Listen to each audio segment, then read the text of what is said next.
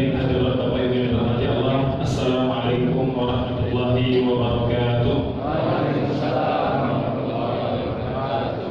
Alhamdulillah, pujian kepada Allah Subhanahu wa taala, dengan limpah karunia-Nya kita dipertemukan di tempat yang mulia ini dalam rangka bersama-sama investasi waktu yang terbaik kita kepada Allah Subhanahu wa taala untuk mengambil manfaat dari menuntut ilmu. Semoga semua yang terlibat yang menyukseskan acara kajian pada siang hari ini serta kita yang hadiri diberikan kerahmatan dan keberkahan dari Allah Subhanahu wa taala. Salawat dan salam juga semoga selalu terlimpah dan tercurah kepada baginda Rasul sallallahu alaihi wasallam, qudwah dan teladan kita, pemimpin umat Islam, pemimpin umat sejagat. Kita berharap semoga kita semakin mengenal sunnah-sunnahnya dan diberikan pula kemudahan untuk mengamalkannya. Bapak Ibu hadirin yang dirahmati Allah, hari ini adalah pertemuan pertama untuk serial kajian fikih 4 mazhab, dan subtopik pembahasan kita adalah urgensi ilmu sebelum amal. Urgensi ilmu sebelum amal. Mengapa tema ini penting ketika kita bicara tentang fikih 4 mazhab? Karena agama kita tegak di atas ilmu. Islam itu agama ilmu, ya. Padahal ada kewajiban sholat, ada kewajiban zakat, ada kewajiban berhaji atau umroh bagi yang mampu, tetapi wahyu yang turun pertama kali kepada baginda Rasul sallallahu alaihi wasallam adalah perintah membaca. Kata para ulama, ini merupakan isyarat yang sangat kuat dari Allah mengatakan kepada kita seluruh orang-orang beriman bahwa agama itu tegak di atas ilmu. Ini pula kemudian yang Allah terangkan dalam awal juz ke-29 surah Al-Mulk, ayat yang pertama, ayat yang kedua. A'udzubillahi minasyaitonirrajim. Bismillahirrahmanirrahim. Tabarakalladzi biyadihil mulku wa huwa 'ala kulli syai'in qadir. Maha suci Allah, di genggamannya kerajaan langit dan kerajaan bumi. Wa huwa 'ala kulli syai'in qadir, dan Dia Maha berkuasa atas segala sesuatu. Alladzi khalaqal mauta, dan Dia pula Allah yang menciptakan kematian, wal hayata, dan kehidupan, liyabluwakum ayyukum ahsanu amala, dalam rangka memberi ujian tribulasi kepada umat manusia, siapakah yang paling baik amalnya, siapa yang paling baik amalnya. Jadi kematian dan kehidupan itu adalah ujian dari Allah Subhanahu wa taala agar kita bisa menghasilkan amal yang terbaik. Amal yang terbaik artinya bukan amal yang banyak. Dan kata para ulama, ketika bicara amal yang baik atau amal yang berkualitas adalah yang dilakukan secara ihsan, secara totalitas, secara profesional. Oleh sebab itu, dalam agama kita tema ihsan ini di antara tema yang sangat sentral. Kata para ulama, amal yang berkualitas itu harus memenuhi 2 kriteria. Harus memenuhi 2 kriteria. Yang pertama, dia harus memenuhi keikhlasan dan ketulusan kepada Allah Subhanahu wa taala. Tidak boleh ada amal yang tidak ikhlas dan tidak tulus kepada Allah Subhanahu wa taala. Ini yang kita tangkap dari pesan Nabi ketika beliau berpesan kepada para sahabatnya yang mau hijrah ke Madinah. Apa kata Rasulullah? Innamal a'malu binniyat wa innamal likulli imri'in ma nawa. Sesungguhnya amal itu bergantung kepada niat, dan setiap orang itu akan diberikan ganjaran seperti apa yang dia niatkan. Ayat ini bercerita, hadis ini bercerita itu tentang sahabat Nabi yang ikut dalam rombongan hijrah dari Mekah ke Madinah. Dan para sahabat tahu, Nabi mengatakan bahwa barang siapa yang hijrah ke Madinah, maka dia mendapat pahala yang besar dari Allah Subhanahu wa taala. Maka bergegaslah para sahabat hijrah ke Madinah. Tapi ada sahabat di antara sahabat-sahabat Nabi yang lain yang Allah memberikan gambaran bahwa laki-laki ini itu hijrahnya tidak tulus karena Allah Subhanahu wa taala, tapi dia ingin mengejar kekasihnya yang lebih dulu hijrah ke Madinah. Maka Nabi diberi pencerahan oleh Allah Subhanahu wa taala, tegur sahabatmu agar mereka meluruskan niatnya, harus tulus karena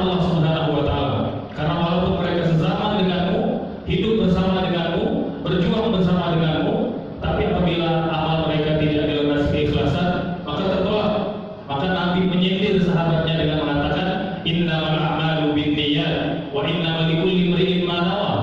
Amal itu bergantung kepada niat, dan setiap amal itu akan diberi ganjaran sesuai yang dia niatkan. Wa man kana hijratuhu ila Allahi wa rasulih fa hijratuhu ila Allahi wa rasulih. Jadi barang siapa yang hijrah kata Rasul ke Madinah karena tulus untuk Allah, untuk Rasulnya, maka dia dapat pahala ganjarannya. Wa man kana hijratuhu lidunya yusibuha. Tapi kalau ada ambisi duniawi yang dia kejar dengan hijrah ke Madinah, awim ma'atin, atau karena kekasih yang ingin dia nikahi, fa hijratuhu ila ma hajara ilaihi, maka dia akan mendapatkan apa yang dia kejar itu, dan dia tidak mendapatkan pahala dari Allah Subhanahu wa taala. Jadi Allah menegur sahabat Nabi, dan Nabi kemudian menyampaikan teguran itu kepada sahabatnya, walaupun disampaikan dalam hadis yang umum. Beliau tidak menyebut nama. Subhanallah, ini diantara adab Rasulullah. Sampai hari ini tidak ada seorang ulama hadis pun yang tahu siapakah sahabat Nabi yang hijrah ke Madinah lantaran kekasihnya, karena Nabi menjaga kehormatan sahabatnya. Tidak ingin nanti di akhir zaman orang membicarakan aib sahabat-sahabatnya, tapi Nabi hanya menyebut muhajir, orang yang hijrah, Ummu Qais, muhajir Ummu Qais, orang yang berhijrah karena kekasihnya yang bernama Ummu Qais. Pertama, Nabi merahasiakan nama sahabatnya, jadi pakai inisial saja, muhajir. Ya. Yang kedua, Nabi juga merahasiakan nama wanita itu yang juga sahabat Nabi, walaupun dia tidak bersalah, ya, karena ada orang yang jatuh cinta padanya, kemudian dia hijrah lebih dulu, maka dia ingin menyusul kekasihnya itu. Dan Nabi menggelar wanita itu dengan Ummu Qais. Ya, Ummu itu kan gelar, ya, kalau orang Arab wanita diawali dengan Ummu, kalau laki-laki Abu, Abi ataupun Ummi gitu. Jadi Ummu Abdurrahman atau Abu Abdurrahman, artinya dia diberikan inisial berupa laqab atau gelar. Hadirin Bapak Ibu yang dirahmati Allah Subhanahu wa taala, ini syarat yang pertama. Jadi amal kita tidak akan diterima oleh Allah kalau tidak dilandasi keikhlasan. Ini kita sudah hafal banget dan sudah paham bahwa amal itu tidak akan diangkat menuju Allah kalau dia tidak punya tiket keikhlasan. Yang kedua, kata para ulama, amal yang masuk kriteria ahsan tadi, ya, yang totalitas dan sempurna, itu apabila didasari ilmu. Apabila didasari ilmu. Oleh sebab itu kita banyak mendapati hadis-hadis Rasul itu di awal-awal, baik di kota Mekah atau Madinah, itu banyak bercerita tentang keutamaan ilmu. Mendorong para sahabat, mengapa? Karena ingin memberi pesan kepada kita, amal kita tidak akan diterima kalau semata-mata ikhlas, tapi tidak berdasar ilmu. Begitu pula sebaliknya, kalau semata-mata berilmu tidak dilandasi ikhlas, juga tertolak. Di antara cerita yang sahih disebut oleh beberapa ulama hadis, ya, misalnya dalam hadis Imam Ahmad diceritakan bahwa suatu hari, ya, suatu pagi sebelum subuh, ya, ada sahabat Nabi yang junub, ya, yang junub. Jadi membersamai istrinya. Kemudian beberapa hari yang lalu dia sempat ikut dalam sebuah peperangan dan terluka di kepalanya. Ketika akan mandi junub subuh itu, dia menanya ke tetangga dan ataupun sahabat-sahabatnya dan menanyakan, Ali rukhsah, apakah saya mendapat keringanan tidak mandi karena saya luka di kepala? Kata sahabat Nabi yang ada pada pagi itu, la naro la rukhsah, kami tidak melihat engkau boleh ada keringanan, wajib mandi, kata sahabat-sahabat lain menimpali. Akhirnya dia mandi pagi itu dan ditakdirkan kata Allah dia meninggal dunia. Berita meninggal dunianya sahabat Nabi karena lantaran mandi, walaupun dengan kepala yang terluka, itu sampai di telinga Rasul. Siang harinya waktu duha, Nabi kumpulkan para sahabat dengan mengatakan, qatalu, qatalu, qatalu, kata Rasulullah, qatalakumullah, kalian telah membunuh saudara kalian, kalian telah membunuh saudara kalian, kalian telah membunuh saudara kalian, qatalakumullah, semoga Allah membinasakan kalian. Jadi kata para ulama, Nabi tidak sungguh-sungguh mendoakan keburukan untuk sahabatnya, tapi beliau menunjukkan betapa marahnya, murkanya beliau karena para sahabat menyampaikan sesuatu tanpa ilmu.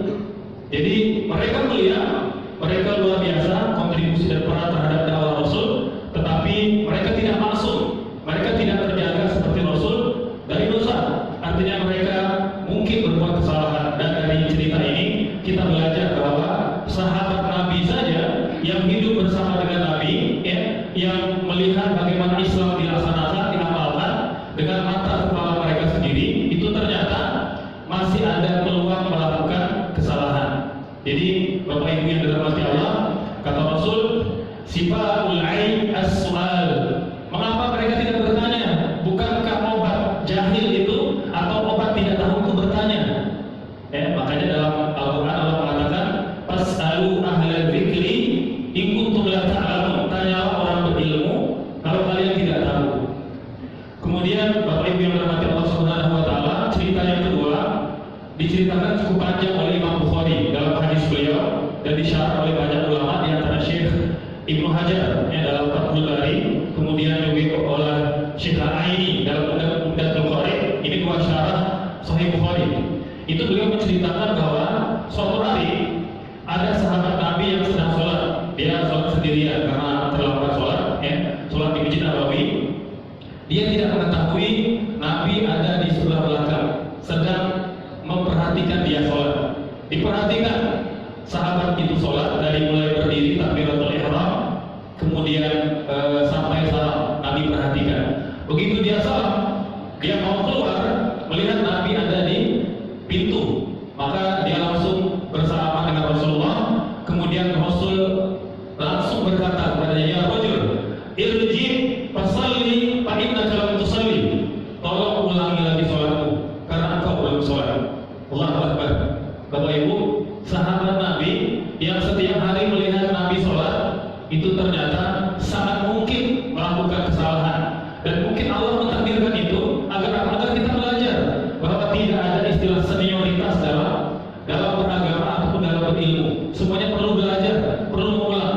Maka laki-laki itu mengulang sholatnya untuk kali yang kedua, diperbaiki lagi, dibagusin lagi. Begitu salah, apa kata Rasulullah? Irji fasalli fa innaka lam tusalli. Tolong ulangi lagi karena kau belum sholat. Dua kali sholat masih dianggap salah. Bapak Ibu yang dirahmati Allah, maka ya dia husnuzon saja, kemudian dia perbaiki lagi, dia bagusi lagi. Begitu salah, kemudian dia datang ke Rasul, dan Rasul masih mengatakan perkataan yang sama, irji fasalli fa innaka lam tusalli. Tolong berdiri lagi, ulangi lagi karena engkau sesungguhnya belum sholat. Maka kata sahabat itu, ya Rasulullah, walladzi ba'atsaka bil haqq, demi zat yang telah mengutusmu, ma uhsinu ghairah, saya tidak bisa sholat yang lebih baik dari yang terakhir tadi. Itu sudah sehabis-habis ilmu saya, sudah sehabis-habis pengetahuan saya. Fa'alimni, tolong ajari saya. Maka Nabi memberikan tutorial lengkap sholat khusus eksklusif di hadapan sahabat Nabi ini, dengan setelah praktek di depan dia sendiri, khusus eksklusif. Terakhir dia mengatakan, Nabi mengatakan sallallahu alaihi wasallam, sallu kama ra'aitumuni usolli. Jadi sholat kalian seperti mana kalian melihat aku sholat. Jadi kita hafal hadis ini, tahu hadis ini, tapi melihat penggal akhirnya saja. Kita tidak melihat awal hadisnya, bahwa hadis ini ternyata itu Nabi sedang memperbaiki, sungguh-sungguh memperbaiki ibadah sholat sahabat-sahabatnya. Bapak Ibu yang dirahmati Allah Subhanahu wa taala, karena sholat itu menjadi barometer kebaikan pekerjaan aktivitas kita yang lain. Kalau baik sholatnya, maka baik pula ibadah aktivitas yang lain. Kalau ibadah sholatnya masih tidak sempurna, masih ada yang keliru, ada yang tidak tumanina, maka dia akan berimplikasi pada amal dan pekerjaan-pekerjaan lain. Apa dalilnya? Dalam hadis yang sahih, doa Al-Baihaqi, Rasulullah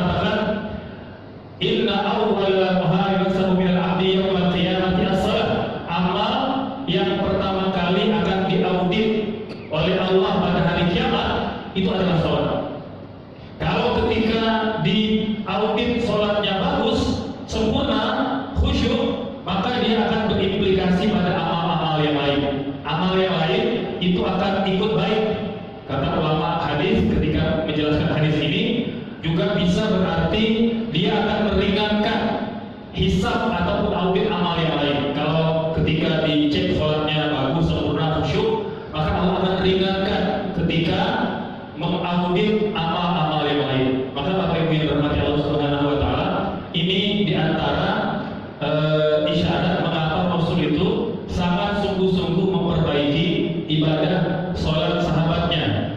Seperti mana yang Allah katakan dalam Al-Quran, inna salata tanha anil fahsya'i wal munkar. Sesungguhnya sholat itu mencegah perbuatan keji dan perbuatan munkar. Sholat yang sempurna, sholat yang lengkap rukun dan syaratnya, ya, dilakukan secara ihsan dari tohara sampai dia mengucapkan salam. Maka hadirin Bapak Ibu yang dirahmati Allah Subhanahu wa taala, dia akan ikut memperbaiki amal-amal kita yang lain, ya. Oleh sebab itu, mengapa kemudian di antara topik-topik pembahasan dalam kajian fikih Madhab ini, insyaallah ya, dalam beberapa waktu ke depan itu akan banyak nanti kita mengulas tentang toharoh, kemudian tentang tata cara sholat, dan kita akan bedah ya sholat kita berdasarkan petunjuk Rasulullah, hadis-hadis yang sahih, ya.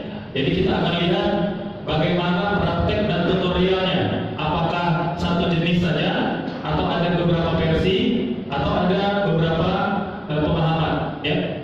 Bapak Ibu yang dirahmati Allah Subhanahu wa taala, itu ya. Kemudian mungkin beberapa bulan yang lalu, kalau yang dapat videonya ada dosen di sebuah kampus di Jakarta itu dalam seminar mengatakan, katanya saya tidak mendapatkan satu ayat pun dalam Al-Quran yang melarang wanita menjadi imam. Kata beliau menyimpulkan begitu. Karena tidak ada dalilnya, saya cari dalam hadis juga tidak ketemu. Ada ketemu hadis dhaif, kata beliau. Cuma saya lupa hadisnya, katanya. Jadi sudah menghukumi hadis dhaif, tapi tidak bisa menghadirkan teks ataupun nas hadisnya. Al-Qulihal kemudian mengatakan karena tidak ketemu dalil yang sahih, sejak menikah katanya saya menjadi imam bagi suami saya di rumah.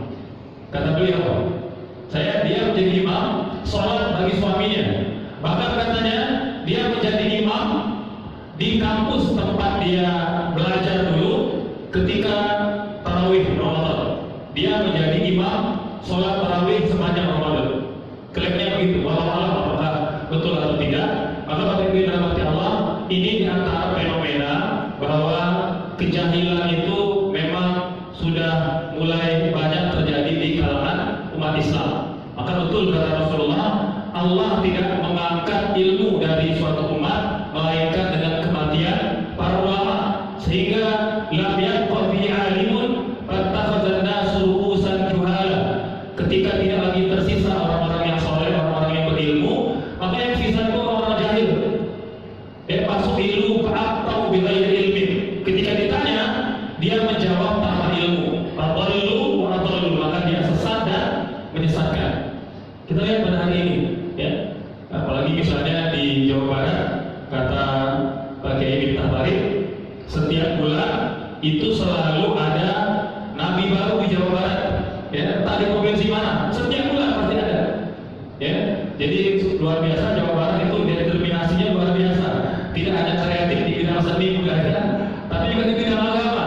Jadi setiap bulan ada nabi baru di Jawa Barat. Ya, bulan lalu katanya di pedalaman di Pegunungan Garut, ya, arah Pekenjing sana, ya, ada muncul nabi baru, ya, dengan mengajarkan sholat yang baru. Sholatnya tidak perlu 5 waktu, ya, cukup 1 waktu aja dan cuma berdiri, ya, sambil menggoyang-goyangkan badannya seperti orang Yahudi, gitu ya. Nah, jadi Bapak Ibu yang dirahmati Allah, ini luar biasa, dan yang hebatnya adalah ada pengikutnya. Kita mungkin oke lah, ada orang mengaku nabi yang mungkin stres, tertekan dan lain sebagainya, tapi yang luar biasa adalah ada pengikutnya. Jadi jahil lokal, jadi jahil yang double ataupun yang pangkat 2 ataupun kuadrat, gitu ya. Nah, ini kemudian yang menjadi spirit kita, Bapak Ibu yang dirahmati Allah, bagaimana kita mengembalikan tradisi ilmu di tengah-tengah masyarakat totalitas pada ibadah kita, dan kita juga berharap ibadah itu dia tidak semata-mata ritual, tidak semata-mata rutinitas, tapi kita berharap ada manfaat yang dihasilkan kepada keseharian kita. Kata Rasulullah, kalau orang muslim itu sholatnya sempurna, maka sempurna pula aktivitas kesehariannya.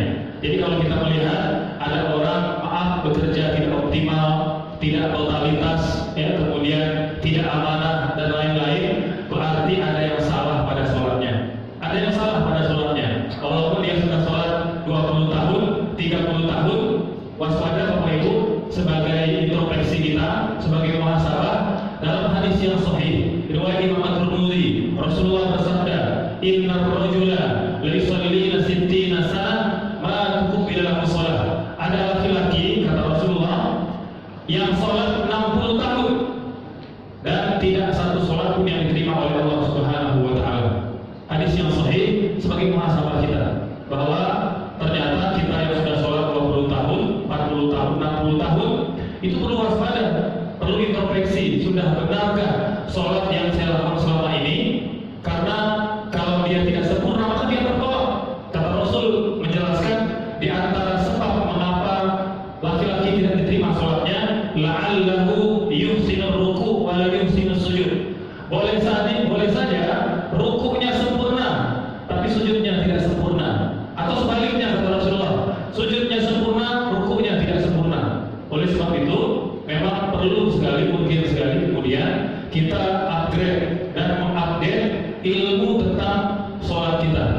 Mengapa kita mulai dan langsung tentang sholat? Karena sholat ini berimplikasi besar pada kehidupan kita.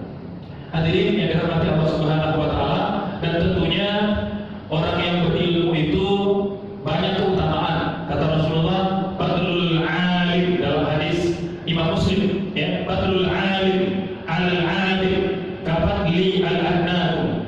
Keutamaan orang yang berilmu dengan orang yang ahli ibadah itu, kata Rasulullah, sama seperti keutamaan diriku dengan orang yang paling rendah di antara kalian. Subhanallah. Jadi jauh sekali jarak atau beda antara orang berilmu dengan yang tidak berilmu. Karena boleh jadi orang yang banyak ibadah tidak didasari ilmu, maka sia-sia ibadahnya karena mungkin tidak sempurna, tidak memenuhi syarat dan rukunnya. Ya.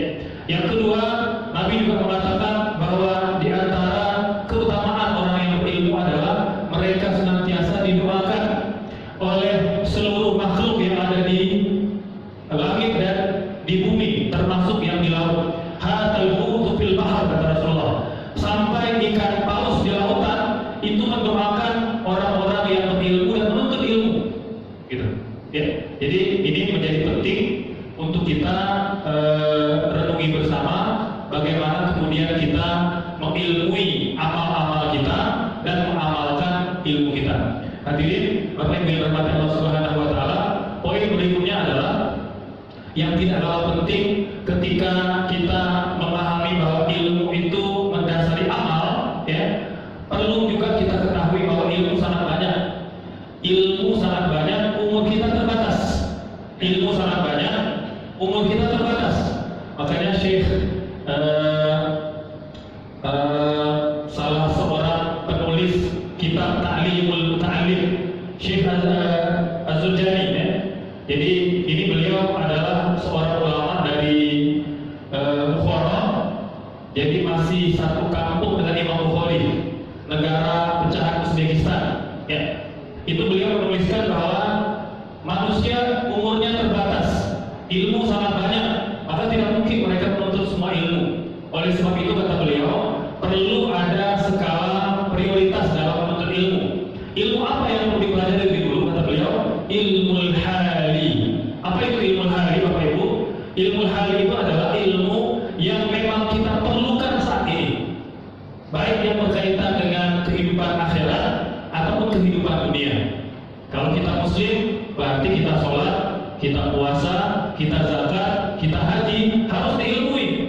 Kita bekerja, berprofesi, harus diilmui. Ya, karena apa? Kata Rasulullah, Innallaha yuhibbu ayya'mala ar-rajulu wa huwa ayyutqinahu. Allah sangat menyukai seorang hamba yang bekerja dan Jadi optimal ketika beribadah dan maksimal ketika bekerja.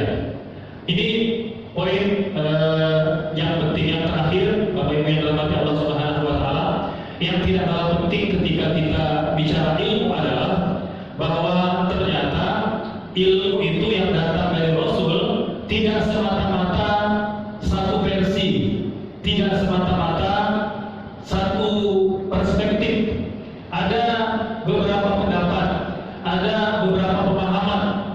Walaupun Allah Maha berkemampuan, Rasulullah tentu bisa ya untuk menjelaskan perkara-perkara agama ini terang benderang sehingga tidak ada perbedaan, tidak ada multi interpretasi di antara umat Islam. Tapi itu tidak terjadi. Dalam surah Hud misalnya Allah mengatakan, "Walau syaa rabbuka laja'alan nasa ummatan wahidah." Allah itu kalau mau dia jadikan semua manusia itu beriman kepada Allah Subhanahu wa taala. Tapi tidak. Ada yang beriman, ada yang kufur. Ya. Bahkan yang beriman nanti ada yang soleh, ada yang taleh, yang tidak taat kepada Allah Subhanahu wa taala. Maka begitu pula kalau kita bicara ilmu, ya. Di antara dalilnya Bapak Ibu ketika ada perbedaan di kalangan para sahabat. Nabi ketika orang-orang Yahudi Madinah itu bersekongkol merongrong kehidupan umat Islam di Madinah, maka Nabi membuat keputusan untuk mengepung sebuah sebuah komunitas Yahudi di Madinah, yaitu Quraisyah. Kata Rasulullah kepada para sahabatnya, la yusalliyan ahadukum illa bi Bani Quraisyah. Nabi memobilisasi para sahabat untuk segera mengepung benteng orang Yahudi. Kata Rasul kepada para sahabat, tidak boleh ada yang sholat asar kecuali setelah sampai di Bani Quraisyah. Itu hadis dari Rasulullah SAW. Maka sahabat ketika mendengar itu langsung mengeksekusi keputusan, langsung berangkat ke Bani Quraisyah. Di tengah perjalanan masuk waktu sholat zuhur dan masuk waktu sholat asar. Ya. Kemudian ketika akan sholat asar, para sahabat berbeda pendapat. Kata salah seorang di antara mereka, kita harus teruskan perjalanan. Nabi melarang kita untuk sholat asar di jalan. Kata Rasulullah tidak boleh sholat asar kecuali udah nyampe di Bani Quraisyah. Maka kelompok yang kedua bersikeras mengatakan hal itu. Kelompok yang berikutnya mengatakan tidak. Maksud Rasulullah mengatakan itu agar kita bergegas ke Bani Quraisyah. Tapi kalau sudah masuk waktu sholat, kita tetap diperintahkan sholat di awal waktu.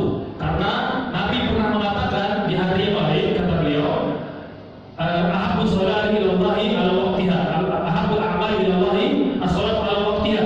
Amal yang paling baik adalah sholat di awal waktu. Akhirnya mereka sepakat ketika itu untuk tidak sepakat. Sepakat untuk tidak sepakat artinya apa? Sekelompok itu sholat di lokasi, di rest area, mereka berhenti. Sekelompok yang lain meneruskan perjalanan. Nyampe di Bani Quraisyah, pengepungan selesai, maka kembali ke Madinah. Keduanya masing-masing wakil kelompok mengadu kepada Rasulullah, bercerita tentang perbedaan mereka terhadap nas hadis Rasul. Padahal hadis itu didengar mereka bersama dan di waktu yang sama. Dan ketika Nabi mendengarkan, kata Rasulullah, barang siapa yang sholat di perjalanan, maka dia telah mengamalkan sunnahku. Barang siapa yang menunda sholatnya, sholat di Bani Quraisyah, maka dia telah menaati perintahku. Bapak Ibu, Rasulullah tidak menyalahkan kedua-duanya. Dari sinilah ulama menyimpulkan bahwa memang ada perbedaan di kalangan ulama. Itu sudah terjadi padahal Rasulullah masih hidup.